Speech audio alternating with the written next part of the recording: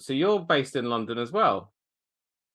I am, yeah. Well, I've actually just I'm based in London most days. I'm a Londoner, born and bred, but we moved out to the countryside in the start of the pandemic. So Yeah. yeah, I'm in Hampshire now, in Fleet. So it's Yeah, always a really yeah, nice surprise when I get someone who's kind of practically down the road. Like we could have done this in person if I'd yeah. I actually been know. if I'd paid more attention. I only realised when I was actually putting your intro together, and I was like, okay, now I need to work out where he's from. Oh, SE1. Shit, That's could have me. done this. Could have done this down in London Bridge. Oh, well, that's where I am, like 5 days a week. So Yeah, yeah, yeah. yeah. What's the kind of end game in mind for that website? Is it to become, almost like a Martin Lewis, where you become that famous kind of resource for this sort of thing, and then someone swoops in and snaps you up for millions and millions? I mean, that I wouldn't say no at all. I mean, to be honest with you, at the moment, I've been really building the brand. The next phase of that is to put my face to it. So I've got like the podcast and the YouTube channel planned, but I want the brand to be right first before I took it there. And first 2 weeks from now for recording the first podcast episode. So Oh wow. things are moving in that direction. It's only a matter of time for sure. So my girlfriend's like, you must get behind the camera. You're so passionate about this sort of stuff. And I'm like, no, God, that typical, fear of the camera. But, I can talk about this stuff for days. So, Yeah, yeah. I'm not going to be short of content for sure. So, Yeah, no, brilliant. Yeah, I mean that's the reason why I've moved to Zoom video recordings now, so that I can actually start to utilize our YouTube channel and put these out yeah, there as well. yeah, Because there's great just, idea. just meeting so many amazing people like you that are just so passionate about what you do.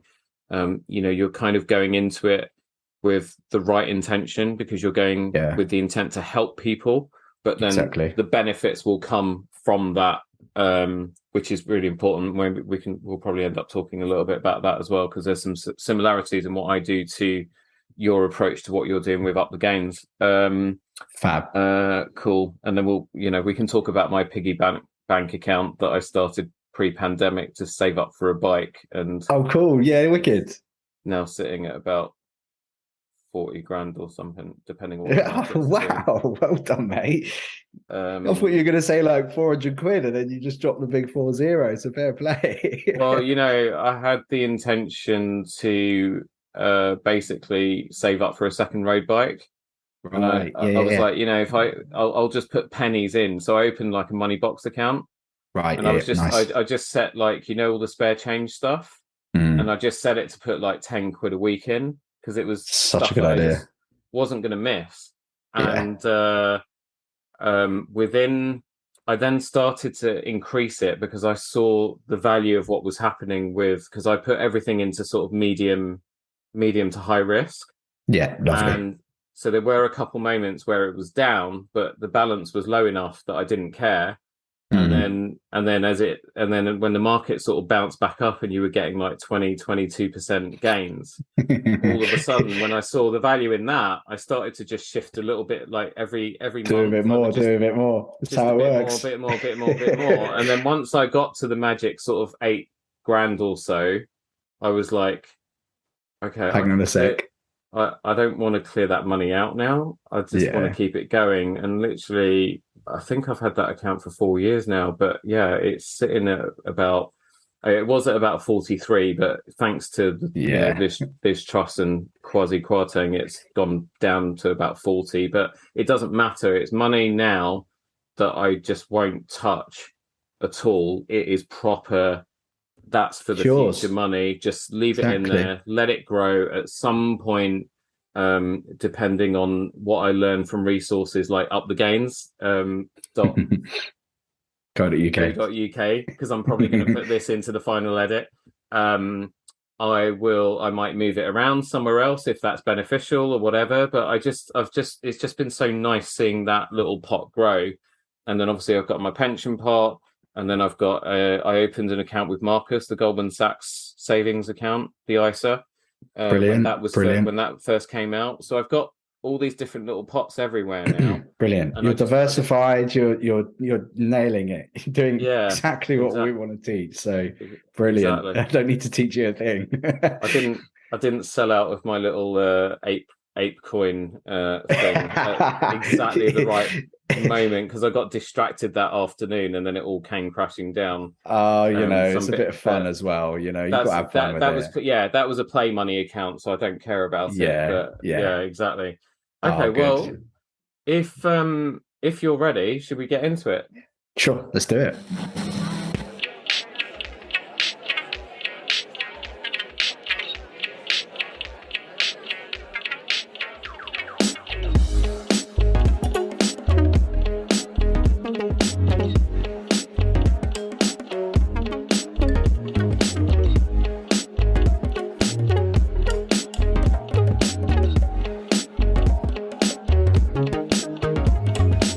Welcome to the Tailoring Talk Show with me, your host, Roberto Revilla. I'm a bespoke tailor, menswear designer, and owner of Roberto Revilla London Suit and Shirt Makers.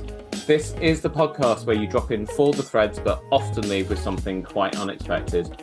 I talk to self-starters and creators about their journeys, the highs and lows, and the lessons they've learned along the way. If you haven't already, please support the show by subscribing. And if you're listening on Apple Podcasts or Spotify, please help me out by leaving a rating and a review. Today, we're talking personal finance with a fellow Londoner who has been investing for the past 8 years and loves to grow with exciting, world-changing companies.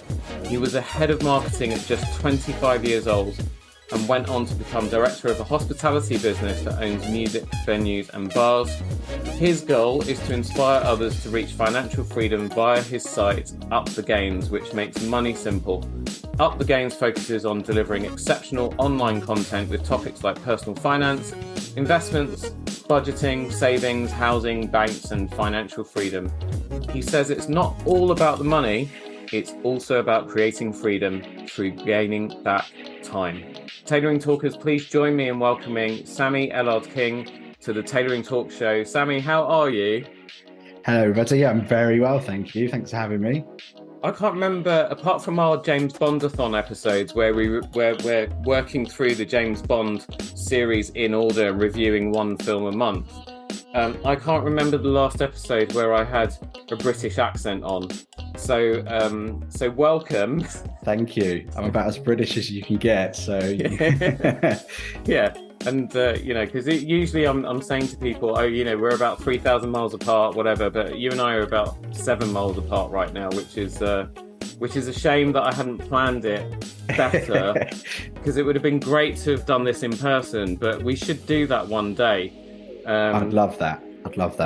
Yeah, especially as you're getting your own podcast up and running. But we'll get to talking about that. Yep, thank you very much. Brilliant. Brill. So let's take you back to how you got into the hospitality business, because you got into quite a senior marketing position at a relatively young age. I mean, at the time, you probably thought you were ancient, because you remember what it was like when we were younger. But yeah, it's just take me back to that time, how you kind of got into that position, and then what made you sort of then go into business for yourself? I went off to university. I studied music.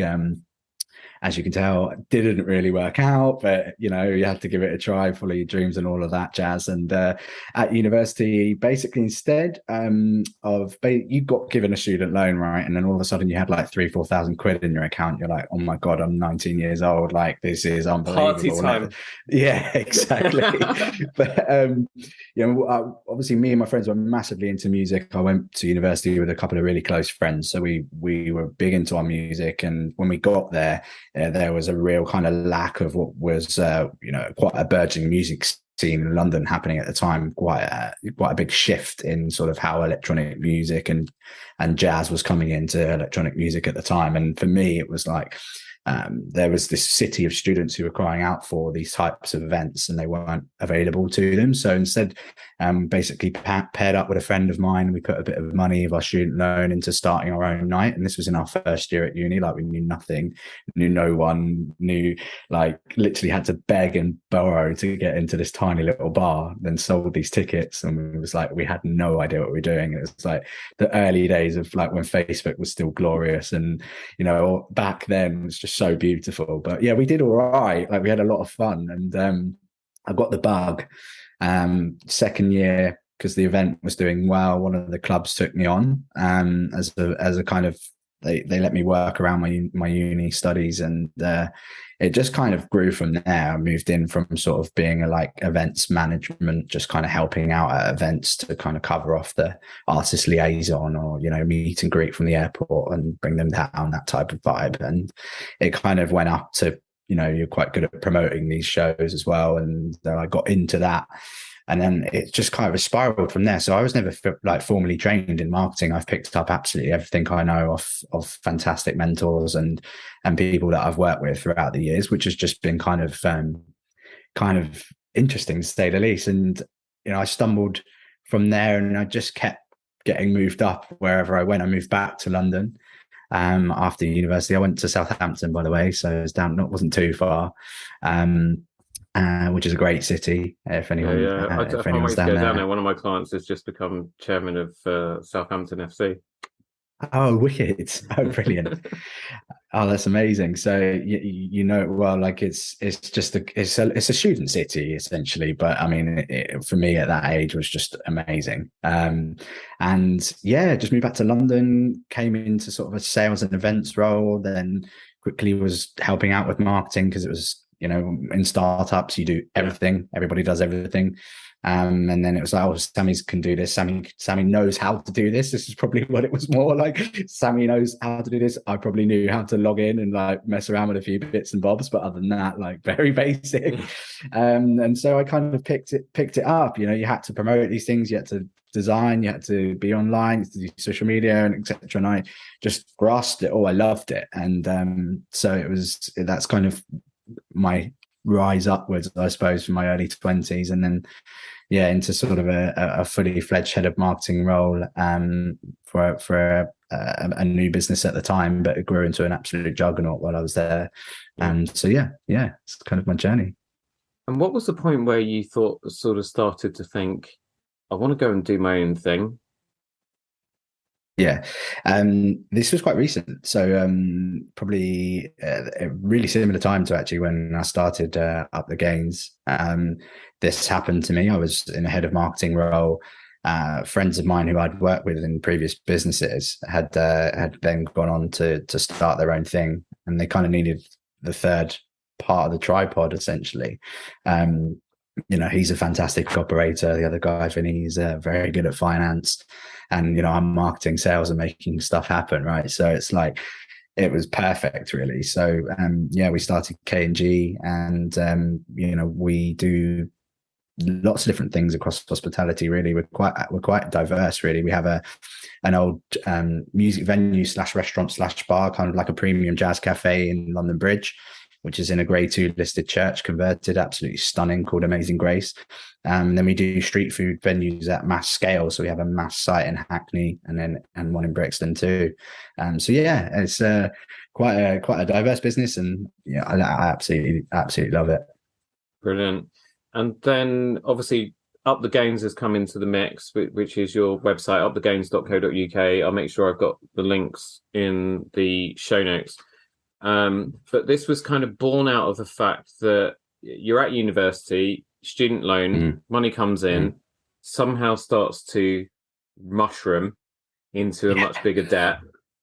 Yeah. And the thing that a lot of us have been in the position of is that we just don't know what to do. We don't know how to handle it.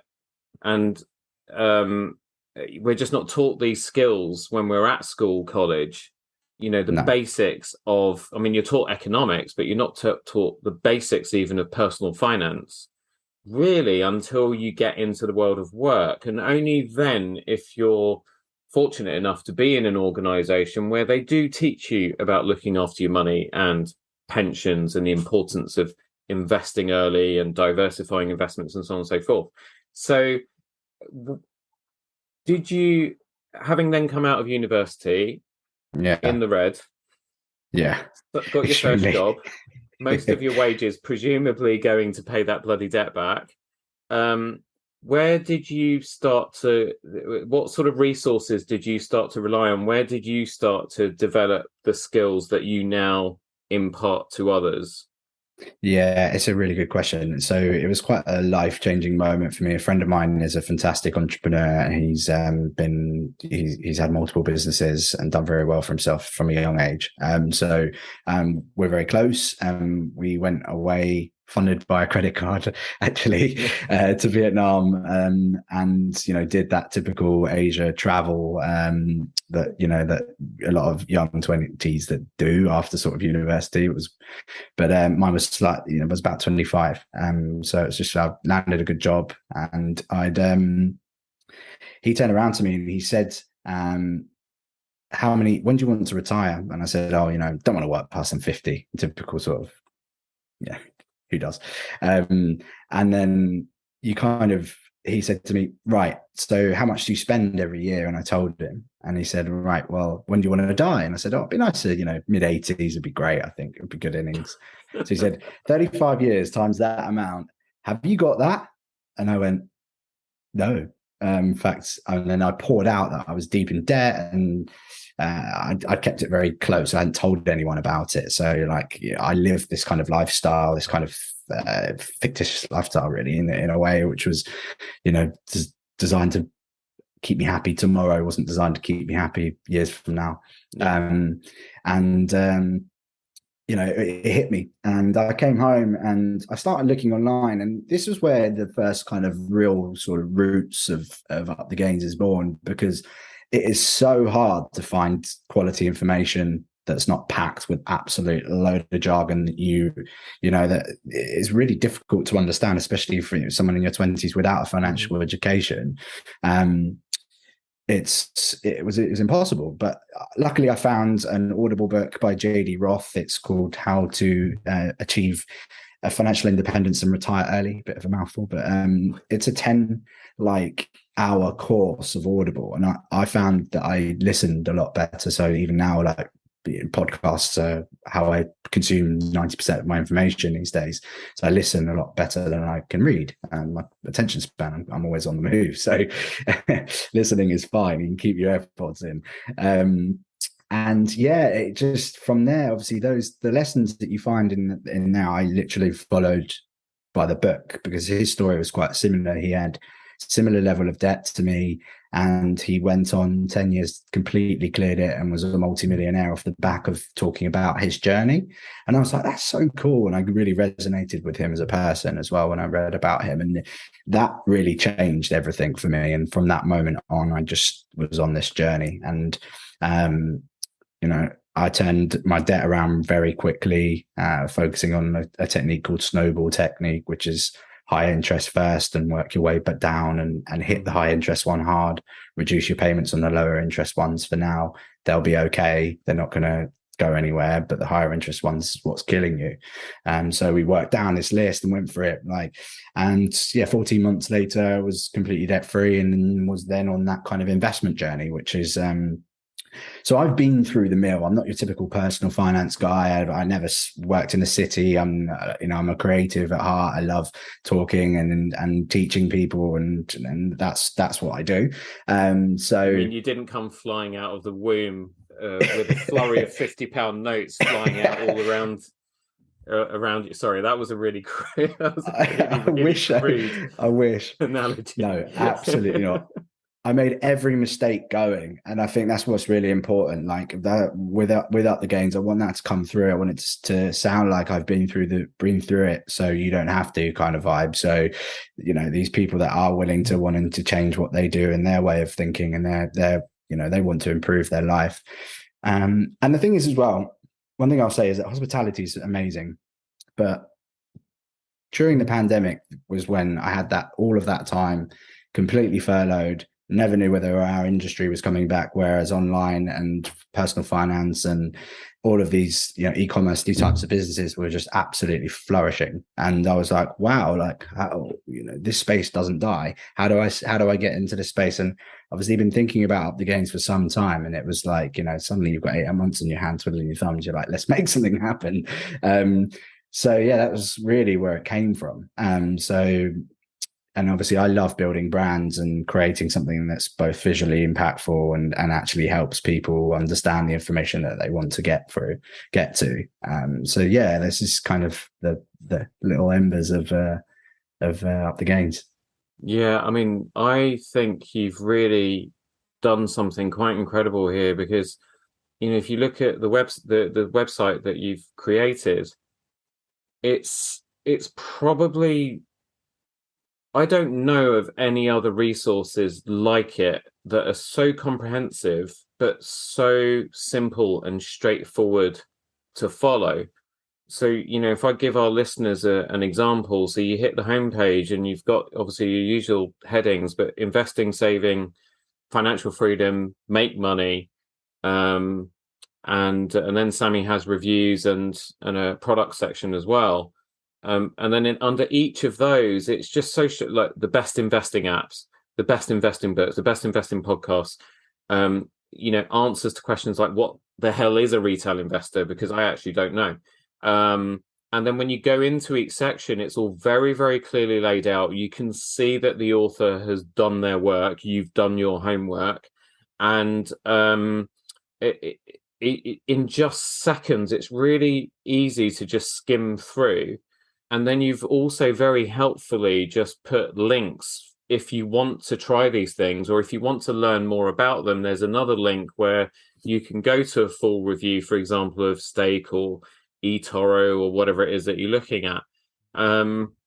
It's a site I can see when people discover it that they'll want to bookmark and use as a regular resource and reference guide, with every aspect of the financial side of their life, whether it is investing or saving or how to make money. I mean, I like to think that I'm doing reasonably well, but there's stuff here that I've already bookmarked, and I'm like, I'm going to be on this website like every single day, just learning as much as I can. I think it's wonderful, really. I really, really thank you hope so much. that, I think especially at the time that we're going through, which is so tough for so many people. This couldn't have come at a better time, really. Thank you so much. And honestly, those words mean the absolute world to me to hear that, because, as you sit behind a computer and you build your own thing and then putting it out in the big bad world, it's like, oh my God, is anyone going to actually like this? Like, it's very different to my partner saying, hey, yes, of course I love it, and it's like, right, okay, yeah, but do you actually? Because it's just me banging on about it too much, so thank you. That's humbling and makes me feel fantastic. So thank you. Exactly. No, you're absolutely welcome. You deserve it. And I wish you all the success, and anything that I can do to help, I obviously will, in whatever small way I can.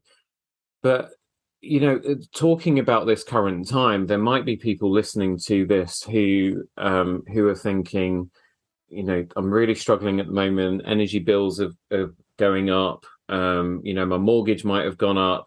I can't afford to start saving, investing. I can't afford to start thinking about the future and pensions and retirement and so on, when all I'm trying to do is survive right this minute. It's obviously a really difficult one to engage those people with, because you can come across as a little bit patronizing as well, even if you don't mean to, even 100%. If you come from a genuine place of wanting to help. But when you try to explain to people that, there are things you can do by reviewing your outgoings, seeing if you can switch deals and so on and so forth. How do you, or how would you approach those types of conversations with people who are going through that sort of thing right now? Yeah, absolutely. You kind of hit the nail on the head. There's lots of different pressure points that we all face. And like within life itself, bills and outgoings, they shift and they move by what's going on in the world. But if you've built yourself up, if you're comfortable essentially with what you have coming in and where it's being allocated to, that often is the first pressure point. And actually that's probably the biggest. Everything sort of comes easier from there. And it's about knowing, pretty much in my entire family, love them to bits, but they don't budget. Like it's just not something that we do as humans. We get paid, we spend it. We get paid, we spend it. We get paid, we spend it. And continuing on that path, if you get a pay increase and your outgoings go down, you might start living a bit better, and that's fantastic. But do you know what you had, and do you know the opportunities that you could have put yourself in if you'd have allocated some money perhaps to savings and investing along the way? Essentially what it does is it buys you a day back. Over time, unless you absolutely love what you do, and then you're never working, and then that's totally fine, but most of us, that's not the case. And the thing is, if you don't set yourself up for later down the line, your later years will struggle. And people say, well, yeah, that's in 30 years time. What about that? And I said, well, what about if we move that time frame and we half that time frame? So in 15 years, you could be in a position to buy a holiday home and retire. You could be in a position to pay for your kids to go to university completely scot-free and give them the life that they wanted to have. And there are so many endless options. And if you invest well and a lot during that time, then you could be setting up your own property business. You could be doing whatever it is you dreamed of doing. You give yourself the time freedom to do that. And time freedom is what we aim to create when we talk to people. Like, it's fantastic being rich. Money pays. It doesn't solve your problems. Money pays for the journey. And if you can if the journey's good fun, then that's what we're here for, right? So I've set my family up, and this is where it all started. I set my family up. I set them on this pathway. My sister's bought a house. My other sister bought her first car. All of these tiny little things, and that's, for me, helping people to do that. Without being patronizing. Everybody is at a different stage of their life, but everybody can make a difference. And the changes in technology these days as well, especially with you can open an investment account for £1 these days. And even if it's £1 a month that you manage to share, one single pound, then you are building towards something. And whether that pot is a couple of £100 at the end of it or multi-millions, the difference is nothing if it's made a difference to you. So I think that's really, really important. So we're not patronizing in the way that we totally understand different people's current situations. Families are growing, and it's just the way of the world. So we try to take that out of what we do. But no doubt, you're talking about money here, so you're going to get some people that don't necessarily agree with what you say, and that's fine too. I'm not here to preach a mantra. I'm just trying to show you there are ways out. So yeah, I suppose. The great thing about being able to do interviews like this is that I get to sometimes kind of then talk about things I wouldn't normally talk to with other guests. So, obviously with you, we're talking about personal finance and so on. So if I may, I'd like to just run by you what I've done over the last, just try and work out when I first got together with Carolina. So it was 16 years ago, I think we moved in together as boyfriend, girlfriend. And suddenly we were in a shared, we've got a flat together. Yeah. Well, initially we were renting together, but then all of a sudden, obviously, as is only fair, it was working out because I moved into her place, working out what her outgoings were. And I started an Excel spreadsheet. And basically I had her on one side, me on the other, and in the middle I had whatever expenses were joint. So her personal expenses, my personal expenses and outgoings, and whatever we had that was shared. So the rent, electric bill, gas bill, etc., etc. Yeah. And I used to just map all of that stuff out. And then I would have on the same sheet, I would have our joint income. And then I would have a savings column. And what we would try to do is make sure that we at least save 10% of whatever we earn after tax and put that into savings or an ISA or whatever. And eventually that became our wedding fund. Brilliant. At the time, you're talking about the sort of mid to late noughties when interest rates were quite high. Savings rates were 5-6%. Yeah. And yeah. I suddenly realized the value of compound interest. So I was in an ING ISA at the time that was paying about 6%, 5.8, something ridiculous like that. And so this 10% every month very quickly grew within 2 years to about 30 grand. And that 30 grand is what then paid for our wedding. And then building it back up didn't take too long. But I've still got that spreadsheet to this day. It is dozens of tabs long because it obviously goes back over 16 years. And even to this day, we've got everything mapped. Now, obviously, we've got, our earnings have gone up since then. We've had ups and downs, namely, what happened recently when our business was closed. And then in that circumstance, and maybe there's some value here for some people. So in that circumstance, all of a sudden, because we don't earn any money, if our business isn't running and we're not seeing customers and customers aren't buying from us, we don't earn anything. Sure. So our business gets shut down because of the pandemic. I then have to, Sammie, I know you've not heard this story before, but my listeners have heard this story over and over again. So I'm intrigued. Let's go. Yeah, actually, do you know what you like? Press the skip 30 seconds button if you don't want to hear this. So our business got shut down. We didn't know what was going to happen. Uncertain future. Some people are telling me people aren't going to need a tailor again. And I let that get to me. But in the meantime, I needed space and time to just think. And I looked at who was hiring that moment, and Deliveroo, Uber Eats, etc. And I have a scooter. That's how I get around to service a lot of my clients. And I thought, do you know what? Let me apply and let me just go and do that for the time being. It's not going to pay the mortgage. It is not going to cover all of our household outgoings. But something. If it knocks off the electric bill and helps me to buy food every week, great. Yeah, exactly. So that's what I did. And I actually ended up doing that for nearly a year. At the same time, it gave me but then what I had to do was work my outgoings out, because all of a sudden my income was drastically reduced. So for me, the importance was to try and ring fence our savings, because as in business, I believe cash is king. 100%. Now, you make notes here, because if there's anything you disagree with, you can tell me at the end. But I believe cash is king. So what I did is basically ring fenced our savings and was like, right, I'm going to try not to touch those. And then looked at all of our outgoings, and there are things that you can't do without: electric, gas, etc. But then I looked at things that we could maybe reduce on. So if we were coming to the end of term on some things like Sky TV, etc., it's a want, it's not a need. Get rid of it. And I was able to reduce our outgoings by a few thousand. Also by doing things like looking at the slightly higher interest and higher value stuff that could be frozen for a few months, like the mortgages and so on. So I took advantage of all of that. Yeah. And then that helped us just to get through until I started, through the thinking time I'd given myself while delivering pizzas and kebabs and things, to formulate and build a casual bespoke business, so that clients that were working from home, that weren't buying suits anymore, but still needed to buy clothes, we have their measurements. Our clients hate shopping.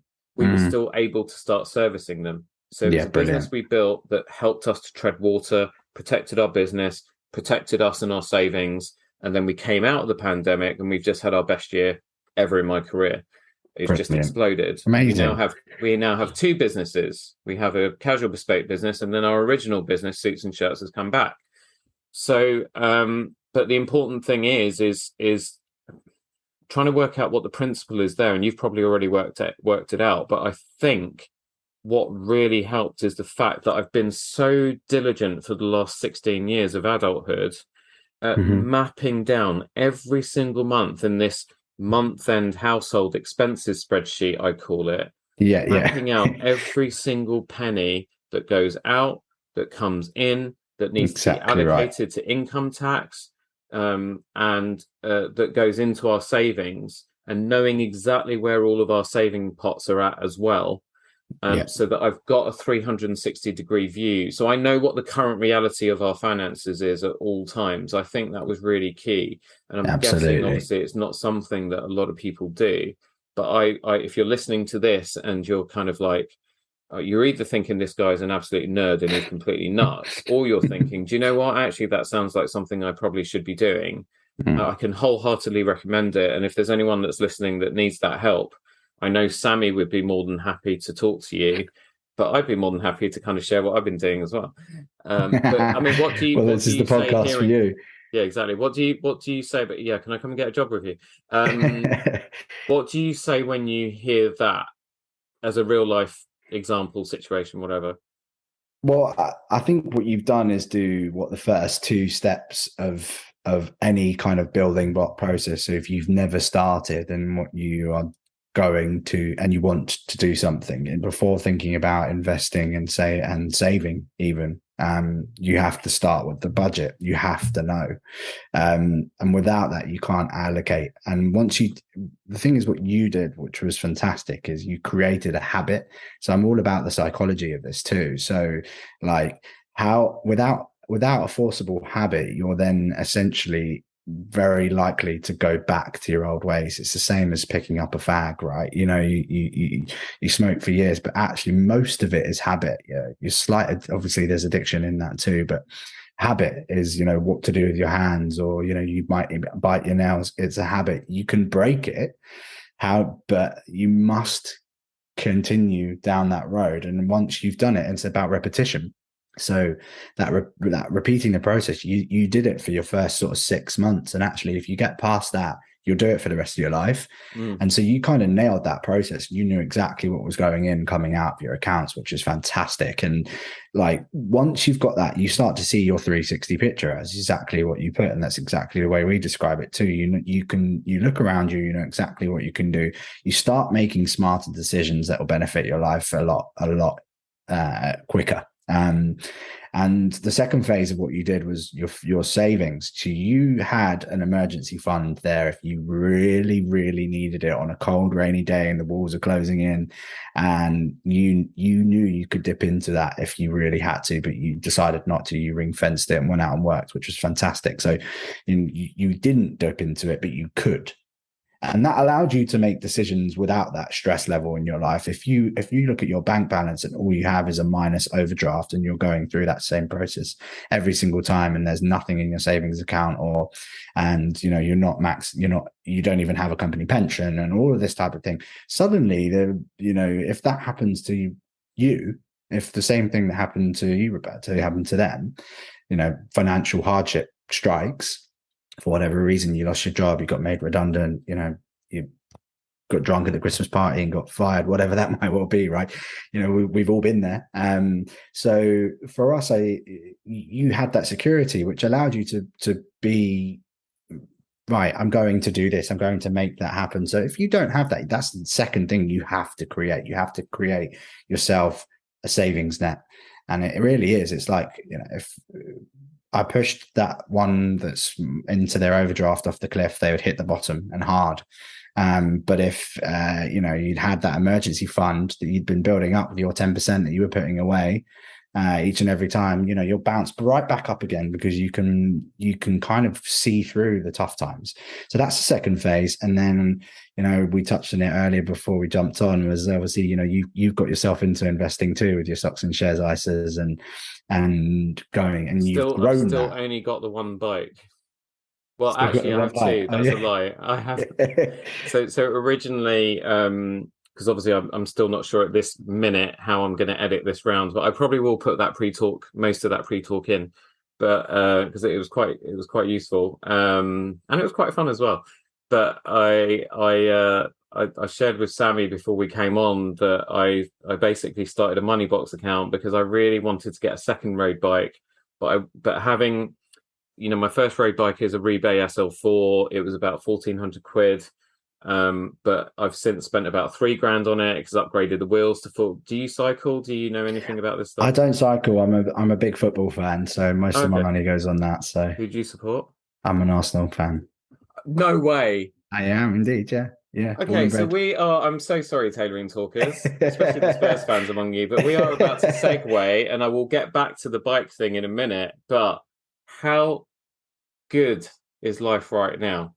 Oh, it's never been better, I don't think. Well, it has actually, you know, the Invincibles days, but not since, you know, those days, right? Because I remember I was at the first game of the season against Leicester, right, and I have never felt so much positive energy vibrating through the entire stadium, through the entire club. It was just absolutely amazing. And William Saliba headed in that own goal, No I one was, minded. I almost had tears in my eyes, Sammy, when we were all just cheering him on. The noise in the stadium just went up Mm. another octave to support him and then carry the rest of the team through. The connection between players and club has just never been so strong. I can't remember it in all my years as an Arsenal fan.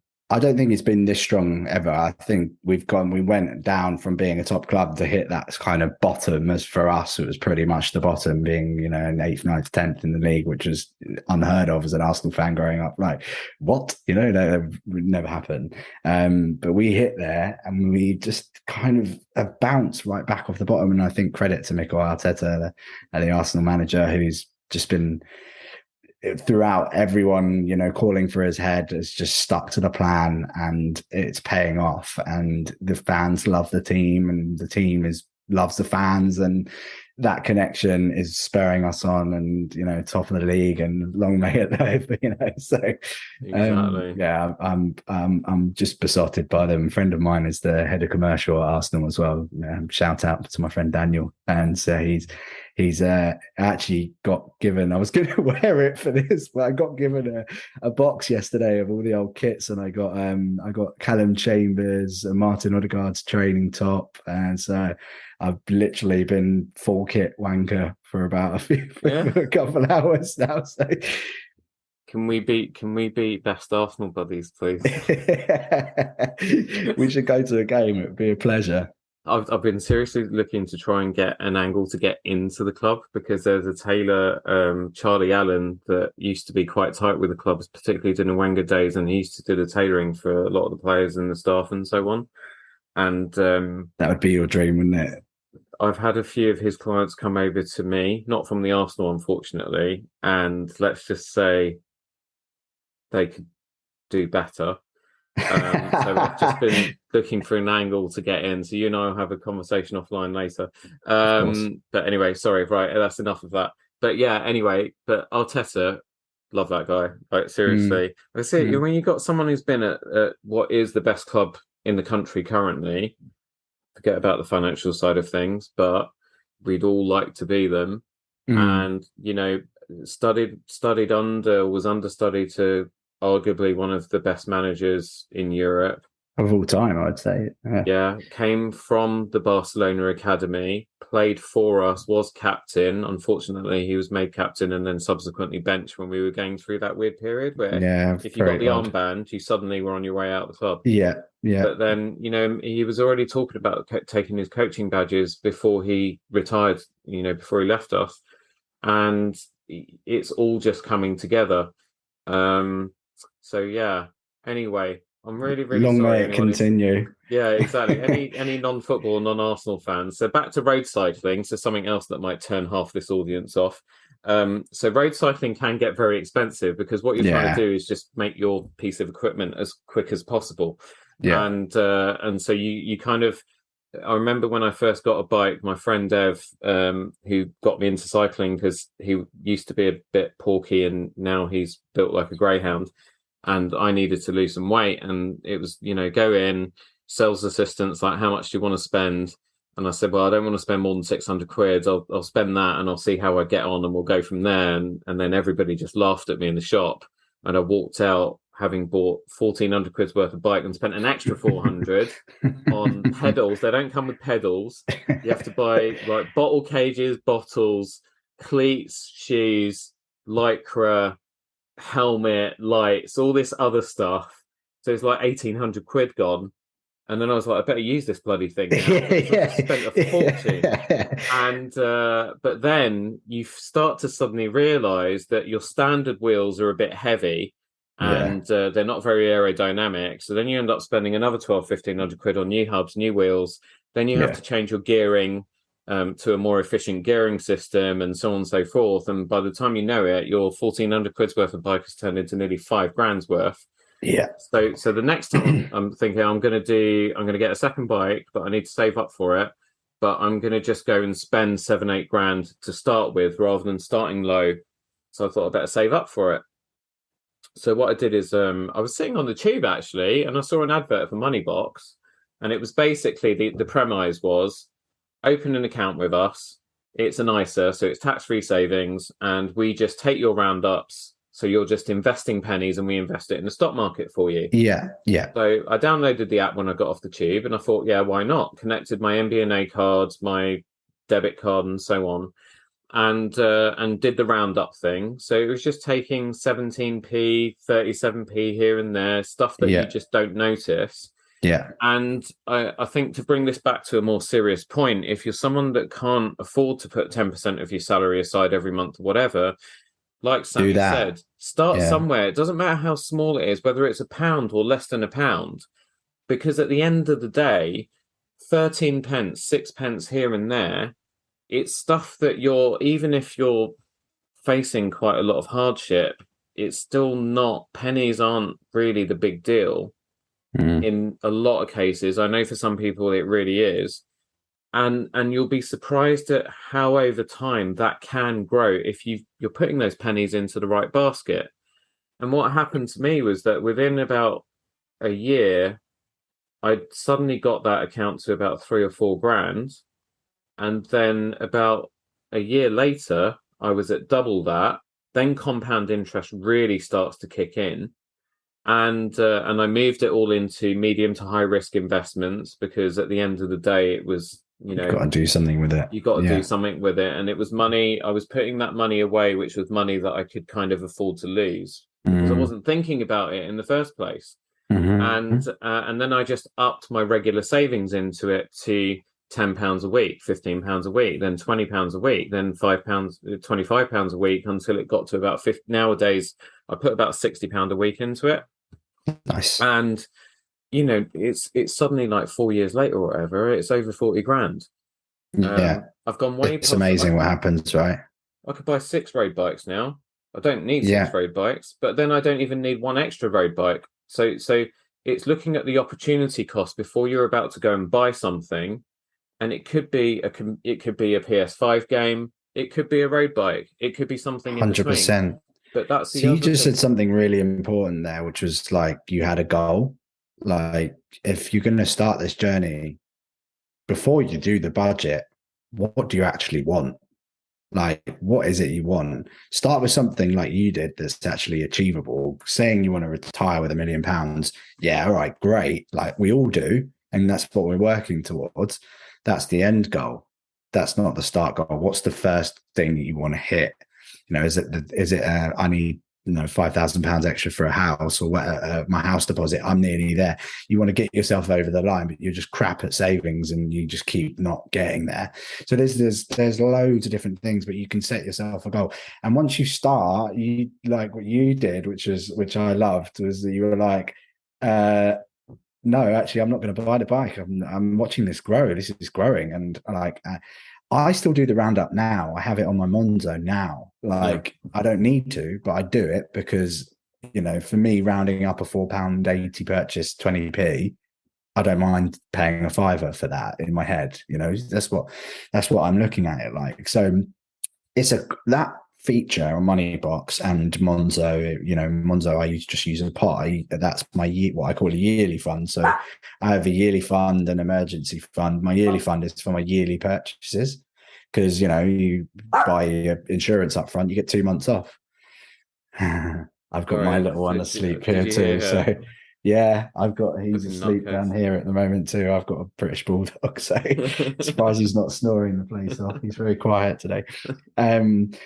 So yeah, but what you've done is you kind of created this force of nature that was happening to you. You were like, I'm in, and you started putting it up, and you started putting it up. And now, if you carry that on, if we fast forward this 5, 8, 10 years, you might well be in a position where you're like, I'm going to buy a home. I'm going to outright. I'm going to pay off my mortgage. I'm going to quit work and start my own business, and I'll be able to fund myself for 6, 7 years to make that a success.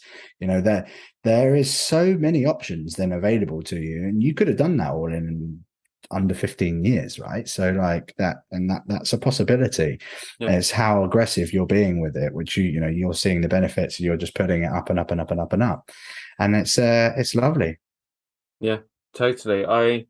I was talking about opportunity cost, and what that means, people listening, is that so we take the bike for example. So I get past that magic 8 grand number where I can then go and buy whatever bike I want. Um, but then I look at my existing one and I think to myself, well, number one, if I get another bike, I'm going to feel like I'm cheating you because we've been through a lot together and I actually really love you and you do everything I need you to. And it's not like I'm trying to ride the Tour de France or break world records or anything. Um, and then the second thing was, I was like, if I take that 8 grand out to buy this bike that I don't really need, what's that going to do? A, to the balance, because it drops by quite a lot.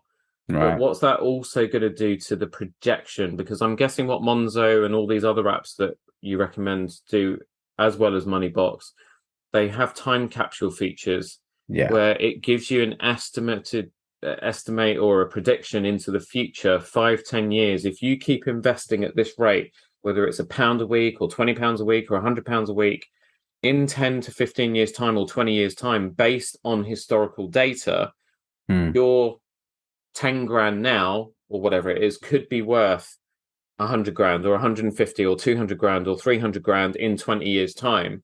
Exactly. And you look at that in relation to what the goals are that Sammie talked about earlier, where you set yourself a goal and you have to, it's important. Like if you're 25 now and you want to retire at 50, well, what does your investment pot need to look like? Where do you need to be financially in 25 years time to enable you to do that?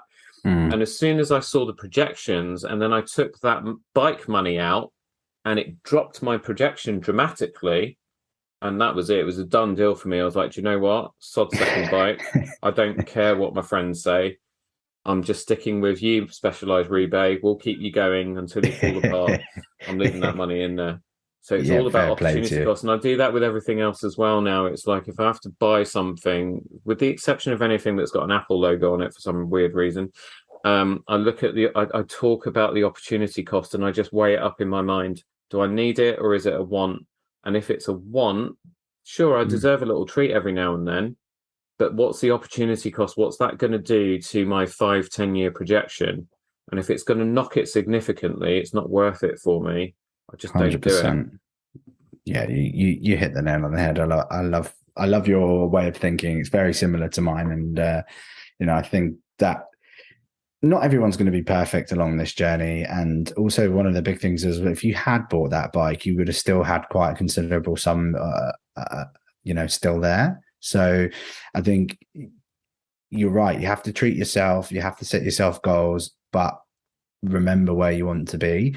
And as I was saying earlier, like creating time freedom for yourself to make choices that you enjoy doing as a person is so much more valuable than the small hit of endorphin that you'll get by buying those new trainers that you didn't necessarily need. They just go on a shelf and you only wear them because they match your outfit. I've got a pair of orange coaches that I did actually buy the other day that I don't actually need. Sorry, but they're so nice.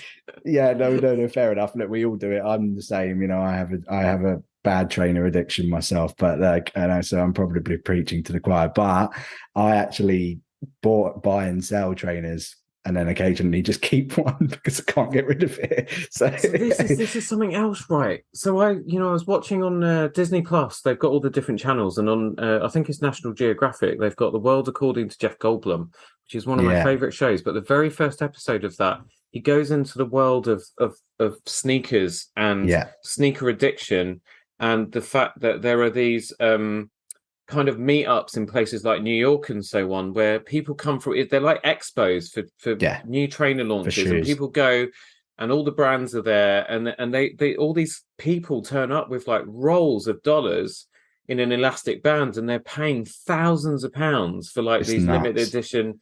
And then they either keep them for a while and then they sell them and they make a huge profit. There's like a whole trading market in trainers and stuff. StockX is literally like the stock market. It's absolutely insane. Like value goes up because Kanye tweets about or is seen wearing, and it's absolutely insane. Wow. Yes. So Do you talk about this on Up the Gains? Is there a I do, section about yeah, because we StockX? talk about side hustles a lot, and one of my things that I say that I do is that I buy and sell trainers. So I have like a couple of apps which I use, and I get notifications when a release comes out of a certain shoe. And buying it for 90 quid and then putting it on StockX for £300 almost a week later seems like an absolute no-brainer, right? But like it can be done. It's so easy to do it, and I don't mind telling everybody about it because, you know, you're picking the shoes up on release. There's usually enough. You get in there if you're there on time. You know, you're fighting against the whole wide world, and I always seem to manage to still get the shoe. So, it's insane, you know, buying a brand new pair of Jordans on there for 120 quid and then letting it go sold out, which will happen 24 hours later. Just literally jumping on StockX even the next day, you'll see that sometimes they've even doubled. And Yeah. then you've just got to send them off when they get to you to be verified and sold, and the money's in your account. Is absolutely insane. So I also really enjoy doing it. So yeah, and that was one of my pandemic side hustles, which just kept my mind going as well. I was like, Yeah. and I was like, cool, people should know about this type of stuff because you can do it, and you know, you have to get lucky sometimes with draws and things like that. But if you do, you get lucky, and then it's a payday. And the thing is, what I do is that's my investing money. So that all that money goes into my investment accounts. I don't actually do anything else with it.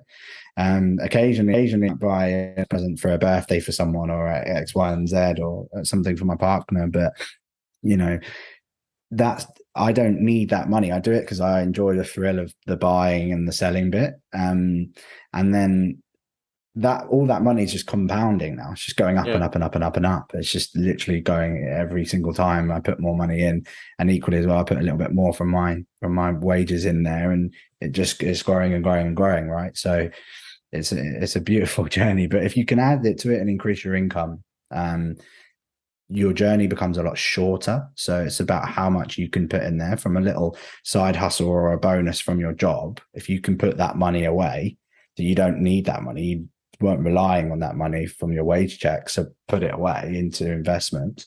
Suddenly you're then making that £60 over the course of a year, a week becomes £200. And then you're like, wow, you know, this is really making a huge difference now. And you get there faster. So Yeah. yeah.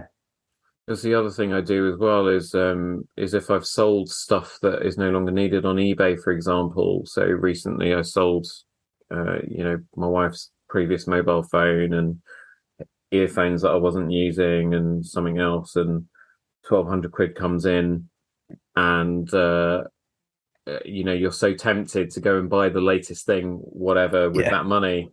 But again, it's because I guess you'll probably say it's because of the mindset that I've got myself into. Some of my friends say it's because I've become a right stingy bastard. But I'm looking at that. But that 1,200 comes in, and it kind of wasn't expected. And so I just looked at it and I was like, okay, do you know what? I'm going to leave 200 in the current account because I know we got the electric gas bill. At least I don't need to worry about that now for this month. And then the other grand, I'm gonna split that in two. I'm gonna put 500 into our easy access. I can access it every day, the Marcus savings account, ISA, and I'm gonna put the other 500 to Moneybox, and then Smart. just have that grow, and then I forget about it after that because, like you say, it's money you wasn't really expecting. So my Croydon's coming out now. It's money that you weren't really expecting, and so if you just tuck it away and then just kind of let it grow under the ISA mattress or whatever. Money tree. It's exactly, that's it. Money tree. It is. And That's what it is. It goes back. I think all of this that we're talking about. So you're, having your little side hustle, investing in trainers and stuff. I've just written that down, by the way. Do you know what I'm going to do? And I recommend everybody listening to this does this as well. The news is crap right now. It does not do your mental health any good to be following what's going on with the energy crisis, with what these numpties in charge of our government are doing, etc., etc. Putin, all of that stuff. It's no good for you. Stop polluting your brain.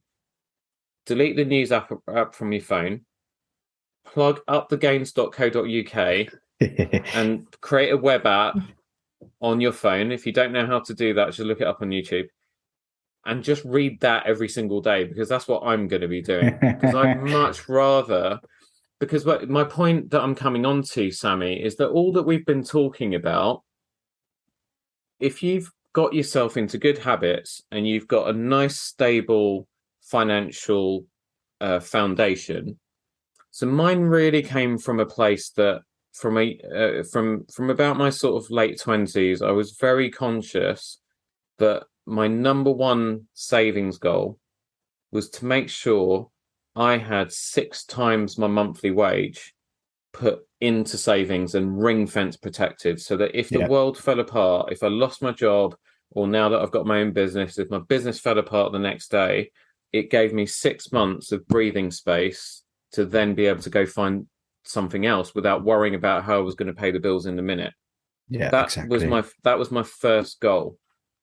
Luckily, I've not been in that situation quite yet, and I've managed somehow. Like, the pandemic was the worst one, where I thought, finally, everything I've been preparing for my whole working life, but I actually didn't end up touching any of it. But then what that does, you get that right. That's where the what term did you use? Your Creating emergency freedom fund. through graining, creating freedom through gaining back time. Yeah. So time freedom, that's where that comes in. You're able to invest your spare money or have your investing pot in sneakers because you've created that time freedom by making sure your financial foundation is solid and secure. Am I Exactly. making sense? Yeah, absolutely. Yeah. You know, you literally hit the nail on the head. Is that stress isn't in my life. I'm not worried about that. So I'm making decisions that are taking me a step forward, and financially, taking me a step forward financially, as well as forward as a person as well. Because I can put some of that money into self-development. I can go and pay for a course that I want that I really have my eyes on, and forward my education. Or I could, if I wanted to, go on an insane holiday, and that's all because of that foundation support that you've created. I have that emergency fund. I mean, that's exactly what we teach. We teach 3 to 6 months of your pay. It's vital, because you do not know what tomorrow may bring. So be prepared when it comes. And 2020, that moment that we all had, and we all suddenly sat there, and we all got about 600 million greys in a matter of 2 days because we You didn't know guys what. must have really felt, because I mean, obviously being in the hospitality industry with your main business, Yeah. I know what you've gone through, because I look after some of my clients are pub operators and things, and it was just the worst time for your industry. You really went through it. Yeah, and still sort of seeing the effects till, I would say, sort of March, April of this year. So 2 years later, a lot of businesses had managed to bounce back, as sectors had bounced back. Hospitality, being close to another person was still in people's minds, right? And it seems mad saying this now, and it's only 6 months after the sort of last time we heard of it on national news, but it's it's insane. We've come this far, and I think that's why for me, Up the Gains is really important. It fills a hole in my heart, and I love hospitality to the core of what I do, and I do it well. But then also, you're only as good as tomorrow's take. So if the lights do get shut, if the lights do come on, basically you have nothing left. And what what am I supposed to do then? And I think that's a question we all sort of, what happens to me in that situation? And the answer is nothing, right? So I started this business to try and help people. I was helping my family, I was helping friends, and then it kind of went and spiraled from there. And we created this place where people can come now and learn and ask questions. And it really, it fills me with so much joy, like hearing some of the success stories that have come back out of some of the advice that we give out. We have to be careful about saying advice, because not a chartered financial Yeah, advisor. You we have to are be not very chartered careful. financial, blah blah blah. You before taking on any investments, you should go and Yeah, seek of a CFA, blah blah blah. Yeah, exactly. exactly. And we have to be careful. So we don't call it advice, we call it life coaching. And I think a massive part of life coaching is sorting your money situation out. So it all kind of gets better from there. So for me, that's what we call it. And it is. It really is. Let's change people's lives, and let's do it in a way that's fun and approachable, and from someone who actually gives a shit about you. And I think that's really important. So Yeah, yeah, no, absolutely, because that's the other problem as well, is that, you talk finances, and you remember,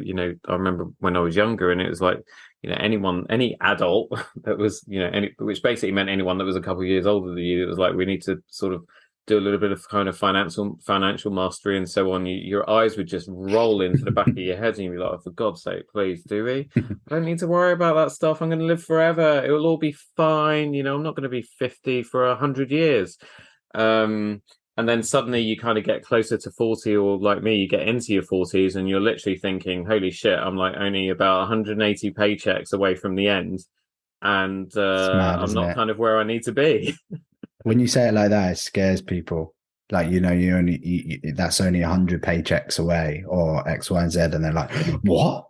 The countdown in their mind begins. And it often gives people the jolt that they need. And there's a lot of different triggers that we try with people. Like some people that are bad with savings, we tell them to go up to the top of the hill, or go somewhere that means something to them, to take their bank card, which has access to their savings account, and cut it up and film themselves doing it, or get someone, their partner, to film them doing it, so they Wow. have evidence of this happening. And it's like a spark, it's like a change of neuron in your mind. So like a significant moment in your life will spur you on to do that. Happened to me with my friend talking to me on the beach.